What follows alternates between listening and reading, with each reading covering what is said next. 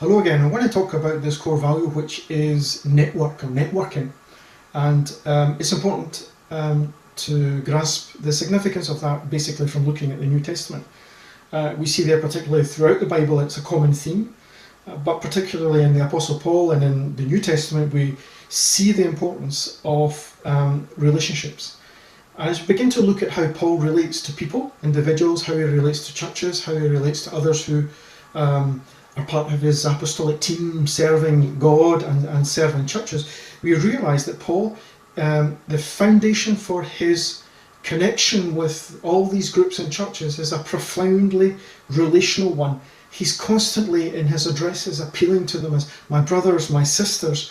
To the Corinthians he says, open your hearts as we've given ourselves to you. Paul's appeal is not to some rational doctrine or truth. His appeal is from the heart to this relationship that he desires, this openness that he wants to have with those that are connected and networking with him. And so it's important that even when Paul corrects, when Paul is dealing with problems, we will always find that he is building on the strength and the quality of relationship that he's established with these churches and with these believers, sometimes these servants that he has. And so those in Jesus Christ, Paul is bringing us back to something that is important in relationship. So another example comes from 1 Thessalonians when Paul is talking to the young and the small group of believers there. And he says in chapter 2, we didn't come with this weight of apostleship. We came as a nursing mother, we came as an exhorting, strengthening father. So Paul's way of relating is to say we're not coming with this weight of authority or of power or of position. We're really coming with a strength of relationship that we can build on. I don't believe that structure and organisation can produce a quality of relationship, and particularly that quality of relationship that we see in the New Testament. The basis for this is again not just some human construct. As we look at the Trinity, we realise that there is an eternal relationship that is the very foundation of how the three persons of the Trinity live, function,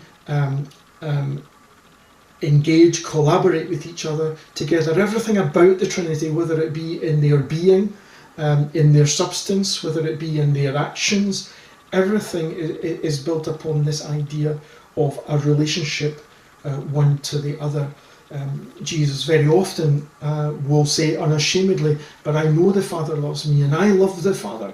And that is a sign of the quality of relationship that Jesus has, and he builds upon that as his justification even in his earthly ministry. And so the importance is that we understand that the Godhead exists and live in relationship. In fact, the relationship is the structure of the Trinity. There is no need for them to lean on function in order to live and to exercise together. There is no need for them to impose a form of function or structure, because the relationship is sufficient.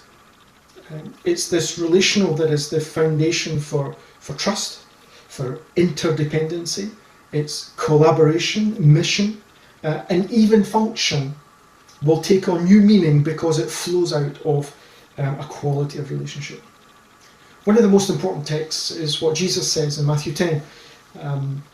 James and John, or their mother, says to Jesus, can my son sit at your left and your right when you come in your kingdom? And Jesus says to them, look at the nations around. Look at those who have the first place, the most important places. Look at the ones who have power and authority and who rule. And he says, look at how they lord that over others. And Jesus says one simple phrase. He says, it will not be like this among you. And we need to engage with that phrase of Jesus, because that phrase of Jesus is confronting ideas of structure, of hierarchy, of organisation, of function, because of that simple phrase. And we need to engage with that, because there is another way. That is profoundly Trinitarian, is profoundly apostolic, and we believe in the restoration of that. It's a need for us to find relationship that is not built around function, structure, hierarchy, position, title, or even task or mission or job. It's these things are a sign of an absence of the apostolic relationship, of personal commitment, of the heart-to-heart, the genuine relationship, reflected in what Paul says when he says, "My brothers, my sisters." For the last 15 years, we have been convinced of this, and we have been working, and we have come to a deep place of relationship with many other people that we have come into their lives, and they have come into our lives, and we have sought to build this relationship. And it's a very open thing. It's the quality of relationship where there is a sharing of all of life together. We can collaborate and work and teach and serve, and we can worship, we can laugh, we can eat, we can share our difficulties and our struggles, family, finance, whatever it be. All these little details sit in the wider framework of a quality, a heart-to-heart, genuine relationship with each other. And we have built our lives, and we have built this network that God has brought into our lives on this basis of relationship. And many of the ministry opportunities that we have come through a relational connection that we believe to be deeply spiritual and significant. And so our reaching out has always been through the primacy of these genuine, authentic relationships, and we are blessed in that. I believe that we want to restore this. The apostolic church will reflect it, this depth of relationship. There are dangers. Yes, there are weaknesses when relationship lacks quality. But I believe, because Trinity is relational, and that we are drawn into a relationship with Trinity, and that we are the extension of Trinity, that we have this imperative to discover again and recover how we can live and serve and be church and be ministry together on a relational basis. So I just want